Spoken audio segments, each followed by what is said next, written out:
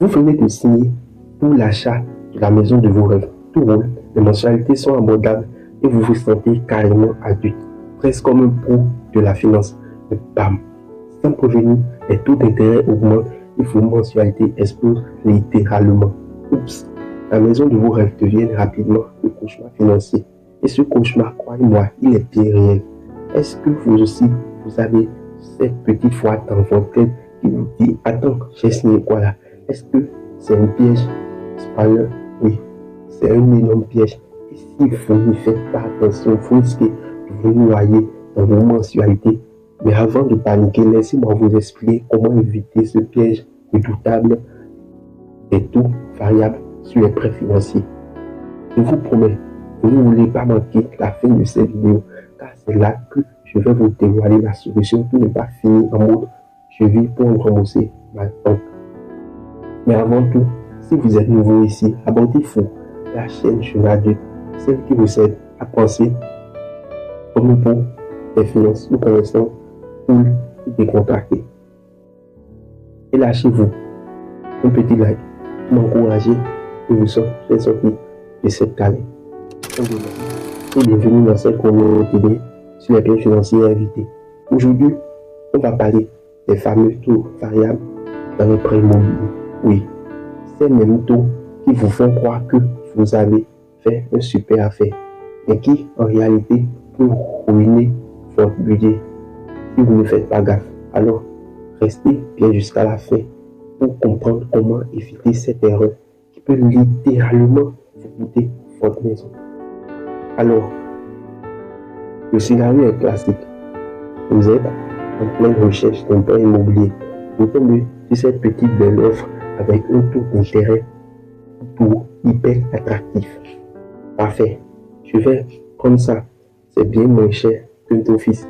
Sauf que ce qu'on ne vous dit pas toujours, c'est que ce taux peut grimper. Et là, sans crier gare, vos mensualités s'envolent et votre aide de propriétaire s'effondre sous vous. Pour vous mettre dans l'ambiance, imaginez que vous avez signé un taux variable de 1,5% sur 20 ans. La première année, nickel, tout va bien. Mais ensuite, l'inflation s'emballe. Les taux augmentent à 3%, puis 5%. Vous vous retrouvez avec des mensualités qui ont doublé. C'est un peu comme si vous vous mettez à faire du yoga sur une planche de surf en pleine tempête. À un moment, ça ne tient plus. Pourquoi c'est si courant et dangereux? Tout simplement parce qu'au début, les taux variables sont plus bas que les taux fixes. On se dit qu'on fait une bonne affaire et que d'ici quelques années, tout ira bien. On pourra toujours négocier. Voilà, ça ne se passe jamais comme prévu. Le danger, c'est que vous n'avez absolument aucun contrôle sur ces taux. Ce sont les banques centrales, l'économie mondiale, l'inflation, bref, des trucs que vous ne pouvez pas maîtriser. Et quand ça part en vrille, c'est vous qui trinquez. Ça peut vraiment détruire votre pouvoir d'achat. Vous vous mettez dans une situation de surendettement, puis vous forcez à vendre votre maison en catastrophe, souvent à perte. L'exemple de Claire et son prêt variable. Claire, une jeune adulte comme vous et moi, elle a décidé d'acheter un petit apport sympa à Paris. Elle signe un prêt à un taux variable de 2%. Persuadée qu'elle vient de faire le deal du siècle. Sauf que 3 ans plus tard, son taux est monté à 4%. Résultat, elle doit payer 400 € de plus chaque mois. Et là, c'est le début de la galère. Elle doit couper dans toutes ses dépenses, plus de resto, plus de sorties, juste pour garder la tête hors de l'eau. Son rêve de devenir propriétaire est devenu un cauchemar. Pour éviter cette erreur. Alors, comment faire pour éviter ce piège?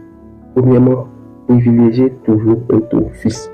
Oui, il sera un peu plus élevé au départ, mais au moins, vous savez exactement combien vous payez chaque mois. Pendant toute la durée du prêt, La stabilité, c'est ce qui va vous permettre de dormir sur vos deux oreilles. Second lieu, si vous avez déjà signé pour un taux variable, il n'est pas trop tard.